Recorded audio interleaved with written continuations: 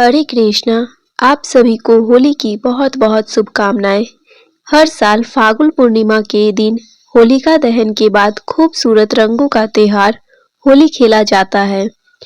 लेकिन इस बार चंद्र ग्रहण और भद्रा दोनों ही फागुन पूर्णिमा के दिन लगने जा रहे हैं। ऐसे में इस बार होली का त्योहार किस दिन मनाएं और होलिका दहन कब करें, इस बारे में बहुत ज्यादा कंफ्यूजन बना हुआ है। आइए जानते हैं होलिका दहन और होली के शुभ समय के बारे में।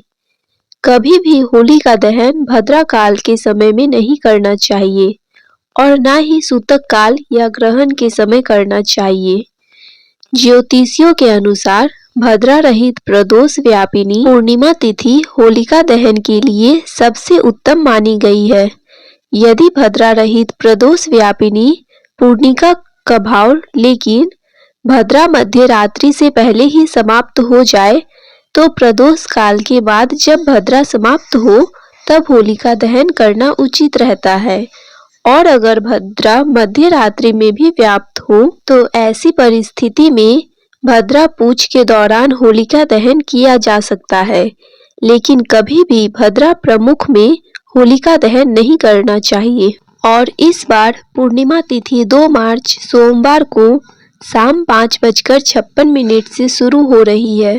पूर्णिमा तिथि 3 मार्च मंगलवार को शाम 5:07 पर समाप्त होगी। ऐसे में फाल्गुन पूर्णिमा तो 3 मार्च मंगलवार को ही है। पूर्णिमा का व्रत भी इसी दिन किया जाएगा, स्नान दान भी इसी दिन किया जाएगा। लेकिन इस दिन चंद्र ग्रहण लग रहा है जो कि हमारे देश में भी दिखाई देगा और चंद्र ग्रहण का सूतक 9 घंटे पहले ही शुरू हो जाता है, जो कि मंगलवार के दिन ही सुबह लगभग 9:26 से शुरू होगा और शाम को चंद्र ग्रहण की समाप्ति पर ही जो सूतक काल है वह समाप्त होगा। तो इस दौरान ना तो होलिका दहन किया जा सकता है, ना ही पूजा पाठ संबंधी कोई भी कार्य किए जाएंगे। और भद्रा काल 2 मार्च सोमवार को शाम 5:55 से शुरू होगा और 3 मार्च मंगलवार को भद्राक शाम सुबह में 5:28 पर समाप्त होगी। अगर भद्रा का वास पृथ्वी लोक पर ही रहता है यानी मृत्यु लोक में ही रहता है, तभी भद्रा समस्त शुभ कार्यों के लिए अशुभ मानी जाती है।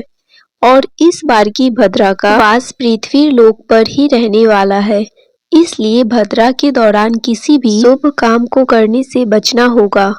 ऐसे में इस बार होलिका दहन के 2 शुभ मुहूर्त बताए जा रहे हैं, जिसमें से होलिका दहन 3 मार्च मंगलवार को सुबह 5:29 से यानी भद्रा काल की समाप्ति के बाद से और सुबह 6:40 के बीच में कर सकते हैं, यानी कि मंगलवार को सूर्योदय से पहले पहले जो थोड़ा सा समय प्राप्त होगा उसमें भी होलिका दहन किया जा सकता है।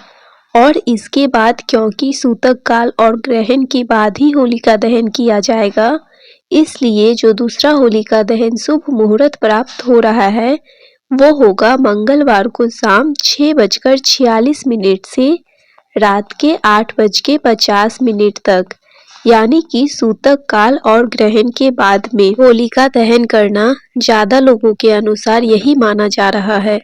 तो आप भी इसी मुहूर्त के दौरान होलिका दहन कर सकते हैं। तो ऐसे में इस बार होलिका दहन तो 3 मार्च मंगलवार को होगा।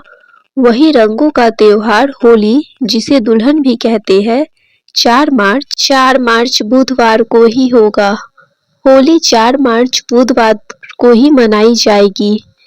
होली से ठीक 8 दिन पहले होलाष्टक प्रारंभ हो जाते हैं, जो कि फाल्गुन शुक्ल पक्ष की अष्टमी तिथि से प्रारंभ होते हैं।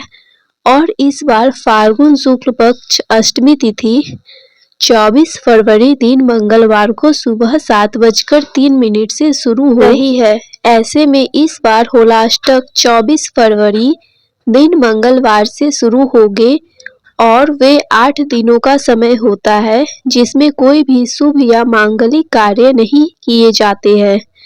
और होली के दिन फाल्गुन पूर्णिमा के दिन होलिका दहन के साथ ही होलाष्टक समाप्त हो जाते हैं, जो कि 3 मार्च मंगलवार को समाप्त होंगे। होलिका दहन के दिन ग्रहण होने के कारण कुछ बातों का विशेष ध्यान रखना चाहिए। ग्रहण की वीडियो हमारे चैनल पर अलग से अपलोडेड है, आप देख सकते हैं। सबसे पहले ग्रहण काल में होली पूजन से जुड़ा हुआ कोई भी कार्य ना करें। घर में भोजन बनाने से लेकर सब्जियां काटने की भी भूल नहीं करनी चाहिए। ग्रहण और सूतक समाप्त होने के बाद पूरे घर में गंगा जल का छिड़काव करने के बाद परिवार के सभी सदस्य को स्नान करना चाहिए। फिर मंदिर की प्रतिमाओं को स्नान कराकर उनके वस्त्र बदलकर मंदिर में गंगा जल छिड़ककर पूजा करनी चाहिए और इसके बाद आप होलिका दहन या होलिका पूजन कर सकते हैं।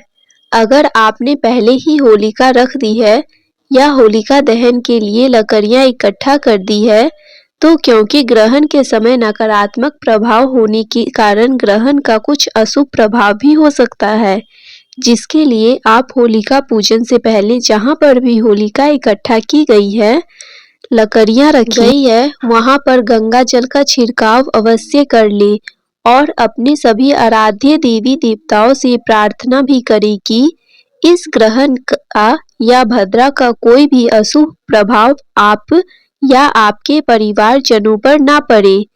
ये थी आज की वीडियो। उम्मीद है आपको हमारी वीडियो पसंद आई होगी।